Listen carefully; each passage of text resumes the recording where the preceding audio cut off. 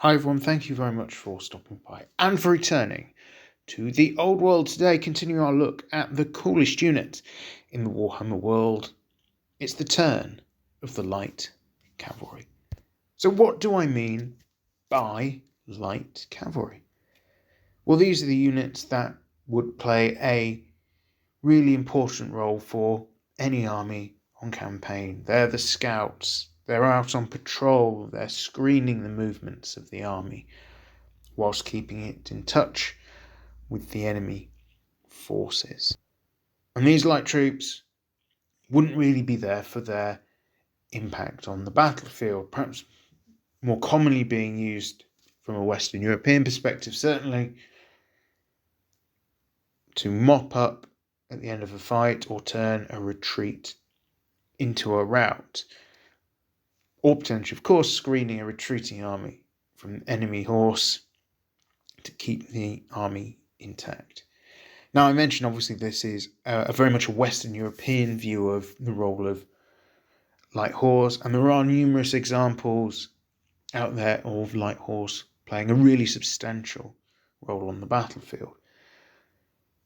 The more Eastern European and Middle Eastern way of warfare, which lent more heavily into making use of the speed and the flexibility of light horse, definitely being a thing.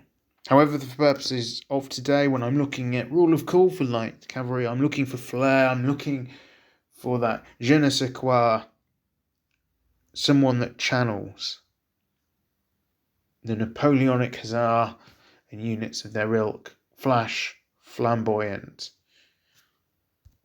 So with that in mind, a couple of exclusions. Not looking at cavalry I would term medium horse.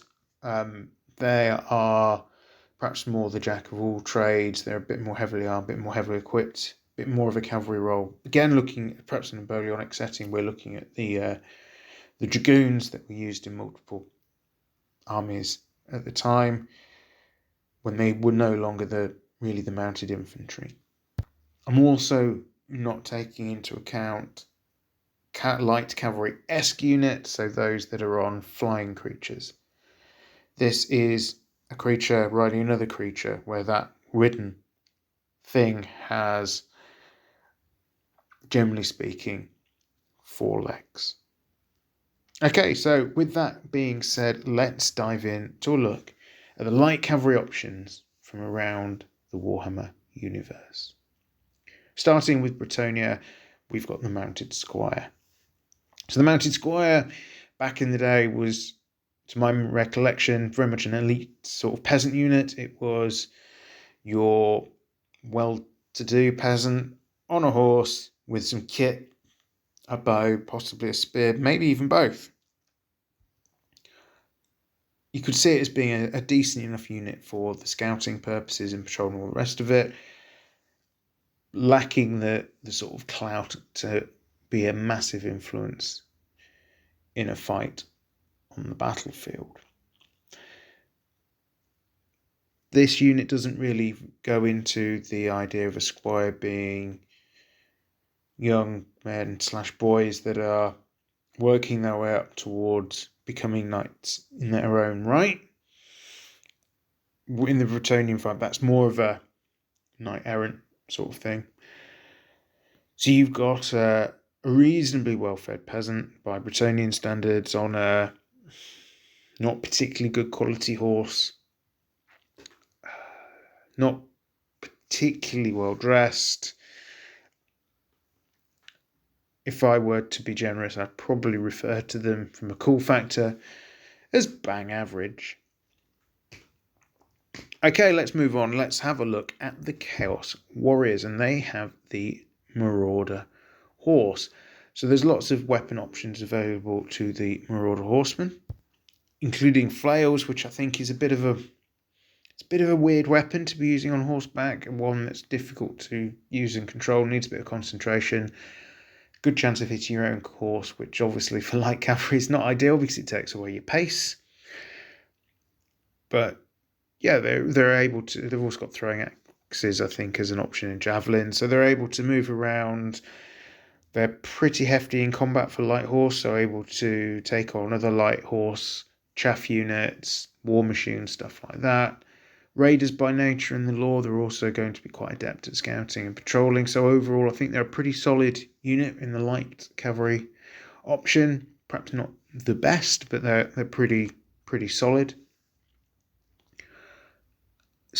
A big man on a horse still. They're kind of got a slightly different look, but I wouldn't say that they have the cool factor that some of the other light cavalry options out there possess.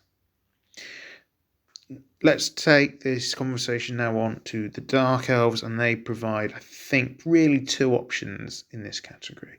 You've got the Dark Riders, missile cavalry, repeater crossbows, fast, effective, good versus screens, able to get around flanks and harass war machines. They can be a massive problem, but if you deal with them, it means that instead of shooting up the big scary combat units coming your way, you're fighting at Dark Riders, which maybe not ideal. Again, I think as scouts and patrolling and screening purposes, these are going to be a really effective unit if you were put into a campaign scenario rather than just a battle top one. I think there's a bit of an air of mystery around the Dark Riders as well. They stand out to me as being pretty cool. The other option really are the Warlocks. They did see a reasonable amount of use in 8th edition, magic missile sort of unit really. Yes, I saw them get a reasonable amount of play, but they never really stood out to me as, wow, these guys are something I definitely would like to know more about. I think the perhaps more classic look of the Dark Riders and purpose would make them the cooler of the two. Okay, so next up we have the Demons of Chaos and the Seeker Cavalry. Very quick, not particularly hard-hitting, but as you'd expect from light cavalry. No missile option from my recollection. Model-wise, I think they do fit in very well with the whole Slaanesh aesthetic, as it is a demonette on a weird, wacky creature. The speed's a real bonus from a campaign perspective. Do they stand out? Well, in a way, yes, because they're quite different looking models from the light cavalry available to other factions. Do they leap out as something to me that says, wow, this is really cool? Not so much. But again, appreciate, I think, with these, that this could be a look that some people really enjoy. And they would say, yeah, a demon riding another demon, the Musk stuff going on would be really cool. But just not for me. Next on the list is the Empire. And here we've got the Pistoliers. Sons of the Nobility, flash, brave, colourful, big, lots of feathers, colourful clothes, stuff like that.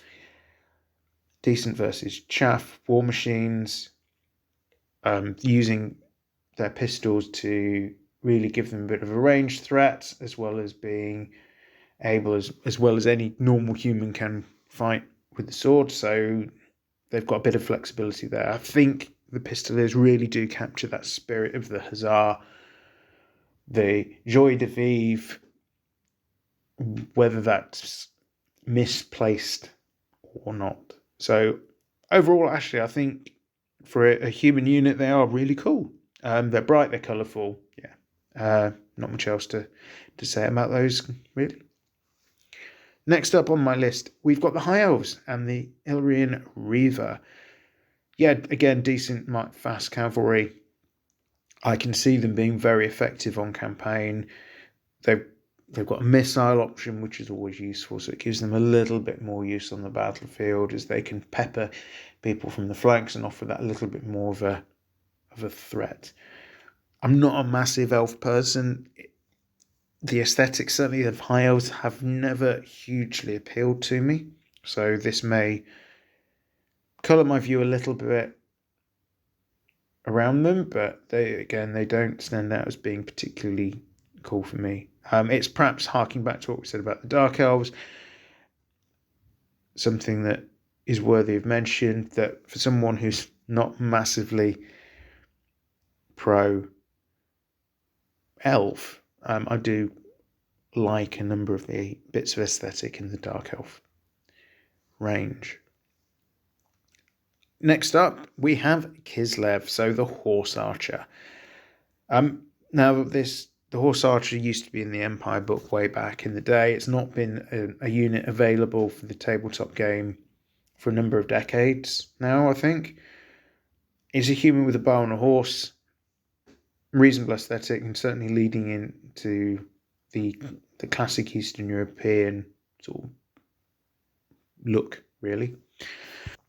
They wouldn't be as hard hitting as the Empire Pistolier, as black powder weapons have that extra little bit of punch, but they do have the advantage of range.